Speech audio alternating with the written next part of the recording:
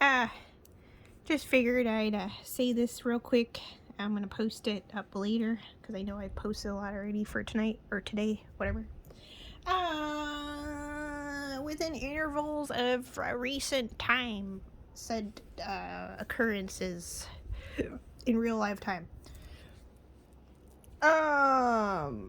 The point of certain beings' reason to exist to begin with is because energetically everyone feeds off of them, and there always needs to be something energetically to feed off of, sort of backbone, even though people have said in the past that said individual and or individuals, place it where it goes, on the left, yeah, didn't have a backbone when they literally are the fucking backbone of the universe, known universe and or universes. So anyway, to whomever needs to hear that for whatever reasons, if it helps things in any sort of ways and or shapes or forms or any fashion, however so you choose to fashion it to thyself, is solely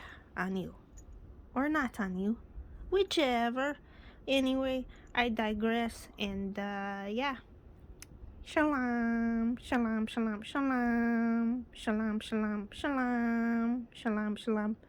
I know it's such an annoying record player. Broken record. Except I'm not broken anymore. There, I said it.